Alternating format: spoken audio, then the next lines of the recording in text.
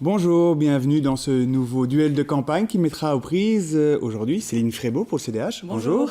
Et en face de vous, pour le Parti Socialiste, Rachid Madran. Bonjour. Vous vous présentez aux élections du 25 mai à la région et pour vous, Madame Frébault, pour le CDH, à la Chambre, évidemment, pour ceux qui l'ignoraient. Vous connaissez le principe de l'émission, 2 thèmes sont tirés au sort. Je vais proposer à Madame Frébault de tirer au sort en premier. Vous appuyez sur suivant, voilà. Revoir le prix des sacs poubelles blancs, on le sait, on parlera propreté. C'est une polémique et une problématique qui revient régulièrement dans les rues de Bruxelles. La question, c'est faut-il revoir le prix des sacs? Parce que ces derniers mois, on l'a vu clairement, la qualité des sacs semble se détériorer. Est-ce qu'il faut payer plus cher les sacs pour qu'ils soient de meilleure qualité? Non, non, absolument pas.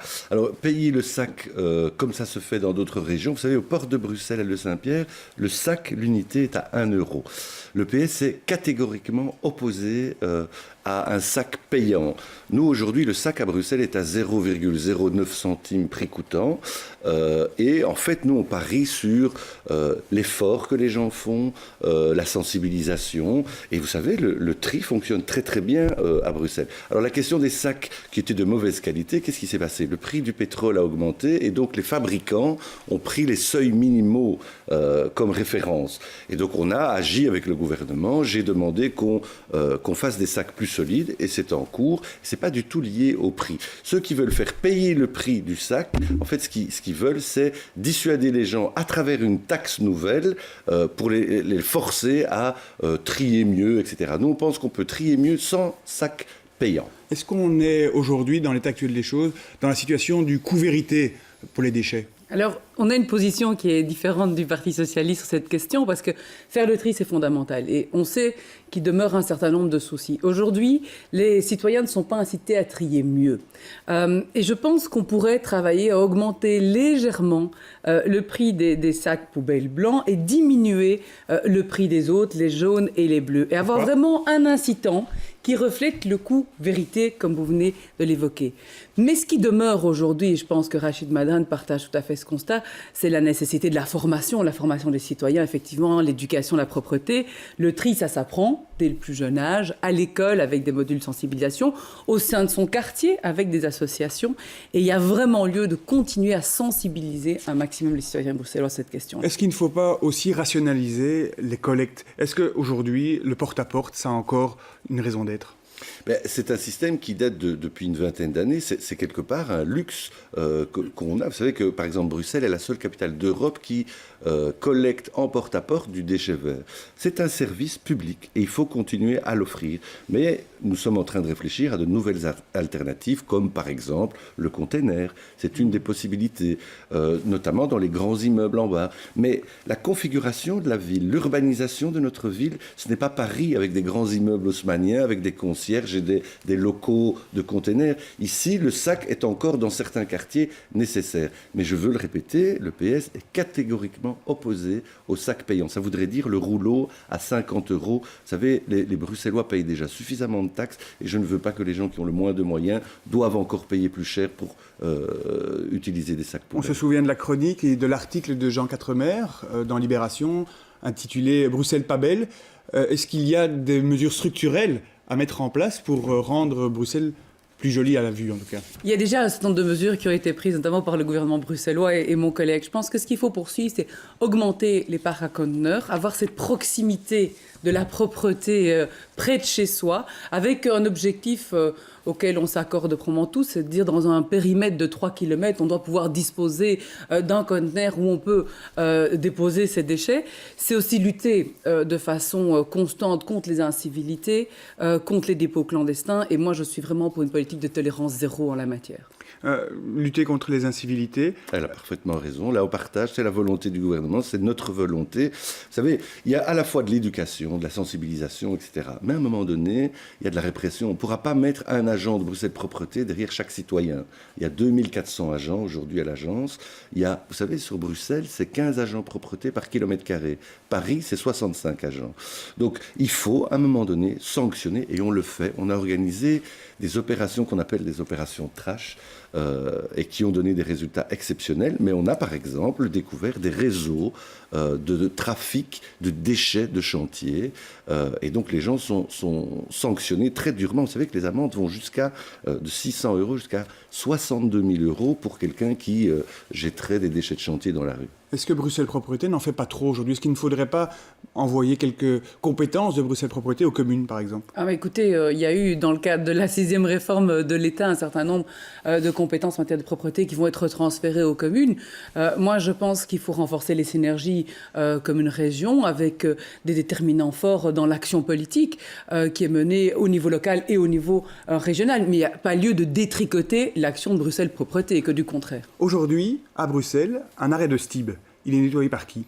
Alors ça dépend, il y a des conventions entre la STIB... Donc c'est pas clair. Si, il y a des conventions entre l'agence Bruxelles Propreté et la STIB. Là où il y avait des discussions, c'était qui devait mettre le sel quand il y avait du verglas, notamment aux arrêts de tram. Ça a été un problème. Mais il y a des conventions entre l'agence Bruxelles Propreté et la STIB. Vous savez, on a fait des efforts comme jamais. On a recruté du personnel. On a mis 12 millions d'euros supplémentaires pour l'agence Bruxelles Propreté. Je l'ai dit lors de la conférence de presse du gouvernement. Le prochain gouvernement, je ne sais pas qui sera là, mais en tout cas, celui qui aura la responsabilité ou celle qui aura la responsabilité de la propreté publique aura besoin de moyens supplémentaires. Et j'ai avancé le chiffre, 20 à 25 millions d'euros supplémentaires. Et en tout cas, pour le PS, ce sera une priorité de mettre la propreté comme une priorité du prochain gouvernement. Parce qu'on peut faire tous les projets de ville qu'on veut. Pour qu'une ville soit attractive, la propreté publique fait aussi partie de l'attractivité des entreprises, des habitants. Et donc c'est important d'avoir une ville propre et donc de mettre les moyens. Voilà qui clôt ce premier thème de débat. Je vous propose de tirer au sort le deuxième, en appuyant sur suivant. Voilà. Développer le logement social, on parlera donc logement.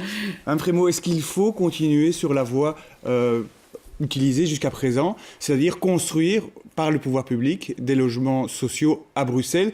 On le sait, il y a 10 ans, le gouvernement bruxellois a mis sur pied le fameux plan logement, 5000 logements, à peine 1900 sont sortis de terre aujourd'hui. Est-ce qu'il faut poursuivre sur cette voie? Moi, ce que je pense, c'est qu'il faut développer une nouvelle approche de la politique du logement social. On voit que depuis 2010, aujourd'hui, le nombre de ménages inscrits est supérieur au logement qui sont disponibles. Vous avez 44 000 ménages en attente et ça ne fait que croître. C'est une politique qui reste une politique chère, le logement social. C'est 40% du budget régional en matière de logement. C'est une politique qui est lente, on le voit. C'est une politique qui est souvent insuffisante et qui va l'être avec le boom démographique annoncé pour 2020. Et il demeure un vide locatif trop important, aux alentours de 10%. Ce que je pense aujourd'hui, c'est qu'en matière de logement, la problématique ne peut s'aborder que par un faisceau de solutions. Et certainement, travailler sur la mise en place d'une allocation loyer, le CDH l'a proposé depuis le début des années 2000. Il y a une expérience pilote qui a eu lieu ces 2 dernières années, qui n'a concerné que 1000 ménages. Nous sommes pour une généralisation de l'allocation loyer à Bruxelles, qui permet à des ménages en attente de logement social de bénéficier d'une aide régionale, à condition évidemment que ça s'inscrive dans un cadre de grille de référence qui soit indicatif, mais crédible, bien évidemment, et qui a un bail qui puisse être enregistré aujourd'hui. L'allocation loyer, c'était une des priorités du CDH depuis plus de 10 ans. L'expérience pilote est là. Il faut pouvoir aujourd'hui la généraliser et nous saurons, et si nous sommes autour de la table des négociations, nous le réinscrirons dans la déclaration de politique générale. Une politique lente, onéreuse. Vous partagez le point de vue du CDH ? En partie. Je pense que le constat est exact. D'abord, dire que ce gouvernement a fait des efforts considérables au niveau du logement. Je pense qu'on a mis 1 milliard d'euros sur les 5 ans qui viennent pour construire des nouveaux logements et pour développer cette politique de logement. Ce que le PS veut, il faut construire encore des logements sociaux. Combien ? Accessibles. Nous, on parle de à peu près 6500 qui doivent se faire par année, notamment du logement social. Il faut une grosse partie de logement social, le plus possible. Pour nous, au minimum, un tiers des logements doivent être sociaux. Et puis, il faut aussi du partenariat public-privé. Il faut des logements pour la classe moyenne, des logements pour les gens qui ont des difficultés financières. Il y a aussi des possibilités d'acquisition. On pense par exemple au fonds du logement, donner plus de moyens au fonds du logement pour octroyer des prêts aux familles qui ont le moins de revenus et qui peuvent acquérir comme ça leur propre logement. Mais il est impératif que si on veut contrôler le logement à Bruxelles, il faut que les pouvoirs publics aussi interviennent dans la construction. Nous avons des réserves foncières le long du canal, Bruxelles Formation. Donc il faut développer aujourd'hui absolument des logements. Parce que moi, je ne veux pas que Bruxelles devienne ce que Paris est aujourd'hui. C'est-à-dire que les gens qui ont le moins de moyens sont obligés de s'expatrier et de quitter la ville. Il faut que les Bruxellois puissent continuer à se loger, eux et leurs enfants, à Bruxelles. Mme Frémaux, est-ce qu'il y a des possibilités de développer de nouvelles possibilités pour construire du logement, pas nécessairement social, mais accessible aux Bruxellois ? Ce que je pense aussi, c'est qu'il faut pouvoir encourager les investisseurs privés à financer le logement social et moyen grâce à ce qu'on appelle le démembrement de la propriété. C'est-à-dire, par exemple, financer une partie de la construction, et ses propriétaires, ce qu'on appelle la nue propriété, et puis on va ne plus avoir un unique droit de propriété, et puis les sociétés de logements sociaux vont par exemple avoir l'usufruit.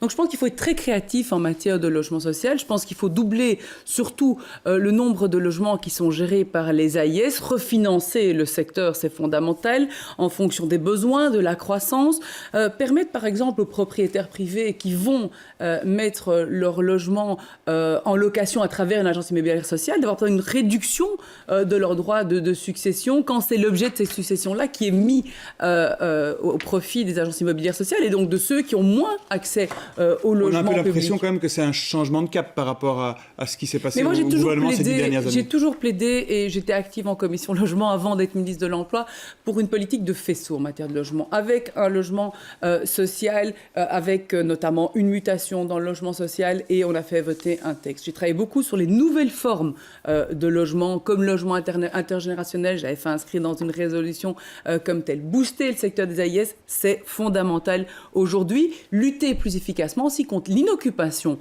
dans le secteur public, parce qu'on voit des familles qui sont en attente de logements sociaux depuis des années, de plusieurs chambres, et qui sont là en état de désespérance complète. Ça vous étonne pas, quelque part, revirement du CDH ? Écoutez, succinctement. C'est pas un revirement. Moi, ce que je pense simplement aujourd'hui, c'est qu'il ne faut pas oublier aussi, Bruxelles est une ville aussi d'étudiants.